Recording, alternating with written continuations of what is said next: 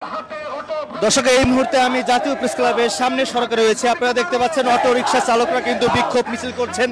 তাদের দাবি হচ্ছে মেন সড়ক ছাড়া এলাকার যে সড়কগুলো রয়েছে, এলাকার যে রাস্তাগুলো রয়েছে, সেই রাস্তায় অটো রিকশা চালানোর অনুমতি দিতে হবে। এবং সেই দাবিতে কিন্তু জাতীয় প্রেস ক্লাবে তারা বিক্ষোভ সমাবেশ করেছেন।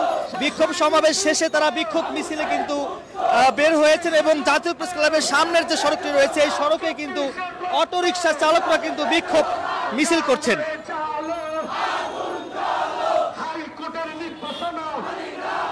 তারা স্লোগান দিচ্ছেন, হাইকোর্টের নির্দেশনা আমরা মানি না, মানব না, এমনটি কিন্তু তারা স্লোগান দিচ্ছেন। এবং গত পরশুদিন আমরা দেখেছি আগারগাঁও এবং মোহাম্মদপুর এবং মহাখালীতে কিন্তু অটোরিকশা চালকরা কিন্তু বিক্ষোভ করেছেন এবং তারা সেই সড়ক কিন্তু আটকে দিয়েছিলেন এবং মহাখালী যে রেল লাইন, সেই রেল লাইনে কিন্তু তারা আটকে দিয়েছেন এবং সেটিকে ঘিরে, অর্থাৎ অটোরিকশা চালকদের যে দাবি, সেই দাবিকে ঘিরে কিন্তু অটোরিকশা চালকরা কিন্তু এই জাতীয় প্রেস ক্লাবের সামনে, অর্থাৎ জাতীয় প্রেস ক্লাবের সামনে থেকে কিন্তু তারা মিছিলটি শুরু করেছেন, বিক্ষোভ মিছিল। এবং বিক্ষোভ মিছিলটি সেগুন বাগিচার দিকে যাচ্ছে। আবু সাইদ মুগ্ধ, শেষ হয়নি যুদ্ধ, তারা এই নামে স্লোগান দিচ্ছেন এবং অটোরিকশা চালক বা অটোরিকশা চালানোর অনুমতি দিতে হবে।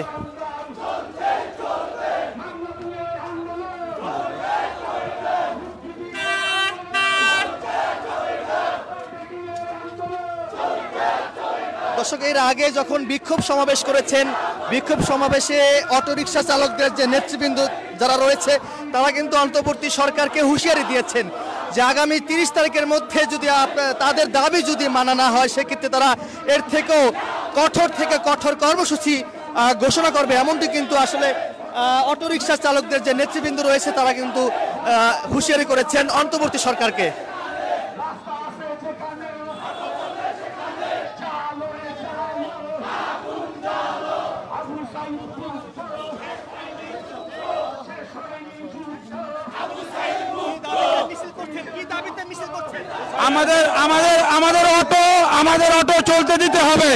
আমাদের অটো চলতে দিতে হবে, আমাদের একটাই দাবি, আমাদের অটো চলতে দিতে হবে।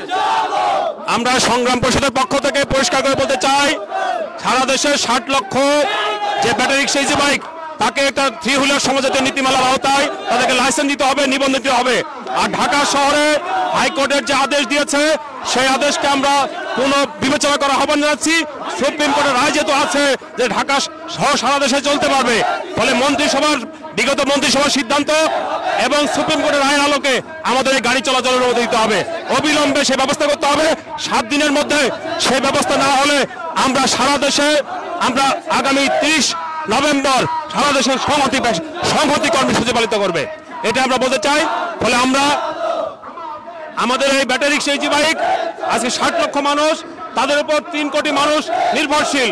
তাদের আজকে পেটে ভাত জোগাতে, তাদেরকে জোগাতে, তাদের যে জীবন জীবিকা রক্ষা করতে আমরা পরিষ্কার করে বলতে চাই, প্যাডেল চালিত মালিকরা যে রিট করেছে, সেই রিটকে প্রত্যাহার করতে হবে।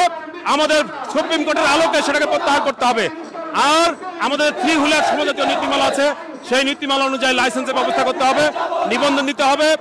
আর প্রতিটা মহাসড়কে আমরা বলেছি বাই রোড, সার্ভিস রোড নির্মাণ করতে হবে। আমরা ঢাকা সহ সারা বাংলাদেশের কোনো মহাসড়কে আমরা গাড়ি চালাতে চাই না। আমাদের জন্য সার্ভিস রোড করবেন, বাইলেন করবেন, সেই রাস্তা দিয়ে আমাদের ব্যাটারি রিকশা বাইক চলবে, সেটা আমরা করছি। আর আজকে যে মামলা হচ্ছে, সেই মামলা বন্ধ করতে হবে। যাদেরকে গ্রেফতার করা হচ্ছে তাদেরকে মুক্তি দিতে হবে, যে মিথ্যা মামলা করা হচ্ছে সেগুলো প্রত্যাহার করতে হবে।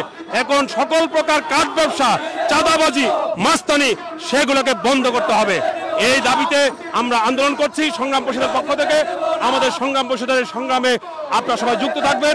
আগামী 30 তারিখ সারা বাংলাদেশে আপনারা সংহতি সমাবেশ সফল করে তুলবেন এবং আমরা আশা করব এই 7 দিনের মধ্যে সরকার আমাদের সাথে বৈঠক করে বসে আলোচনা করে এই ব্যবস্থার সুষ্ঠু সমাধান করবে বলে আমরা প্রত্যাশা করি।